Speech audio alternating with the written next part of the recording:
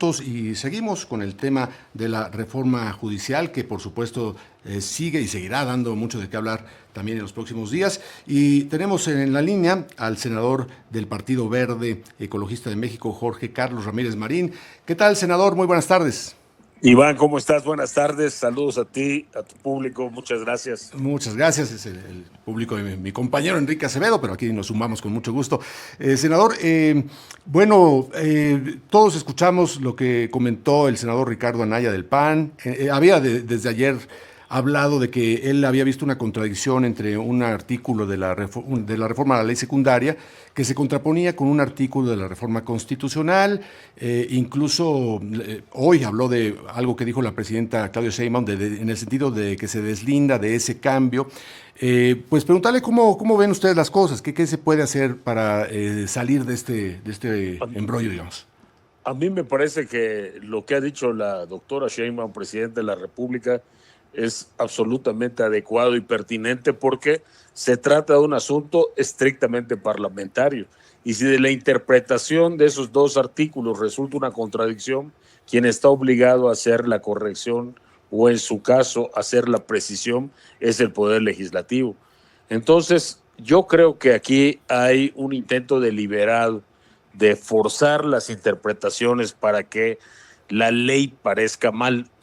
Esta ley, como sucede con la ley electoral, y te pongo un ejemplo. Cuando se promulgó la ley electoral que creó el INE, que creó el sistema de elecciones que hoy tenemos, no existían un montón de cosas que hay hoy. El voto por voto, casilla por casilla, los porcentajes de hombres y mujeres, algunos temas con respecto a la publicidad. Todos esos se fueron agregando con el ejercicio de la ley que se había promulgado. Esta es una ley importantísima, delicadísima, pero también complejísima, que se tiene que ir completando. Ayer mismo le hacíamos una corrección práctica en términos de la obligación que tiene el Senado de elegir qué distritos entran en la elección, qué distritos judiciales entran a la elección, o más bien qué jueces de esos distritos judiciales, porque entran todos, van a ser sujeto de elección, ratificación. Pues eso se prevé en la ley que sea el Senado, pero eso significa una ceremonia, un evento o una sesión, eso no lo especifica. Y tampoco especifica si el Senado en el Pleno o la mesa directiva del Senado.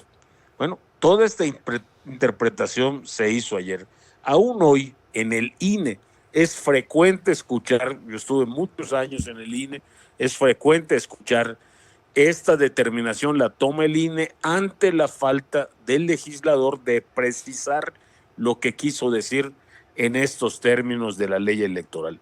Así es que yo no encuentro en estas fallas de la ley electoral un motivo para que se suspenda la reforma o se suspenda la elección de jueces.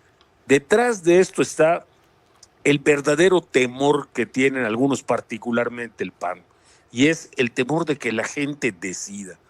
Este es un temor inveterado, o sea, lo han tenido toda la vida, es parte de su genética. Debe ser un grupo, debe ser una pequeña comunidad, debe ser una clase. Y no, precisamente el problema que tiene nuestra justicia, en buena medida, está infectado de ese clasismo. Ve el trato que le dan a un pobre y ve el trato que le dan a un rico. Ve el trato que se da entre dos ricos y en qué sentido resuelve a favor del más rico. Ve qué industrias han florecido a lo largo y ancho del sistema judicial, pues despachos que tienen o bien un gran poder de influencia o un gran poder corruptor. Eso es lo que se trata de corregir. Y bueno, siempre, digamos que las reformas constitucionales hablan en lo general, digamos, y para eso están las leyes secundarias, para particularizar y poder aterrizar, digamos, esas leyes, ¿no? Esas leyes constitucionales. En este caso, ¿usted sí vería que puede haber una contradicción o no necesariamente? Porque está regulando, digamos, especificando detalles, ¿no? Lo que decía el senador Anaya es que, como está el artículo constitucional, era ese comité técnico especializado el que da la propuesta de a quiénes vamos a elegir los ciudadanos, ¿no? Y aquí en esta ley secundaria, en cambio, se diría que el poder legislativo podría vetar algunos de esos nombres. Entonces, ¿necesariamente sería una contradicción o se está particularizando y digamos que detallando esta ley constitucional? Vamos a decirlo así, no estaba completo lo que quería decir y lo que quería que sucediera el legislador. Efectivamente, quedaba impreciso.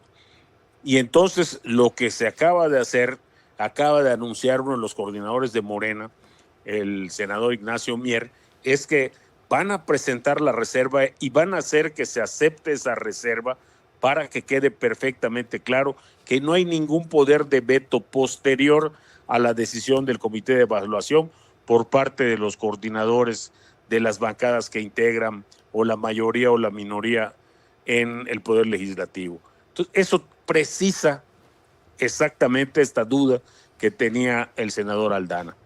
Bueno, pues ok, pues así ya nos queda muy claro. Senador, pues... sí, senador, buenas tardes, le saluda Elizabeth Rangel. Yo retomaría esta parte que usted dice, es un intento deliberado de la oposición por parecer que la ley está mal, y aquí le preguntaría, ¿está bien la ley? O además de lo que nos acaba de precisar, de aclarar, ¿cuáles son las correcciones que habría que hacer?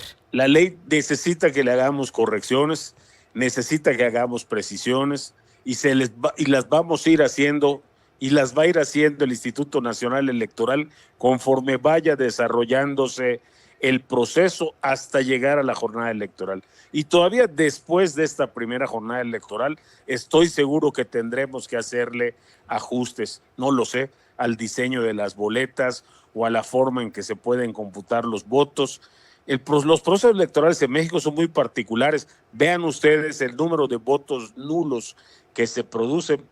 ¿Por qué se da? Pues precisamente porque o el diseño de la boleta no está claro o las campañas no se hicieron suficientemente bien para aclarar o no le quedó claro a la gente quiénes iban con quién, y cuando tacha, pues ese cruce de votos le lleva a que su voto pueda resultar nulo.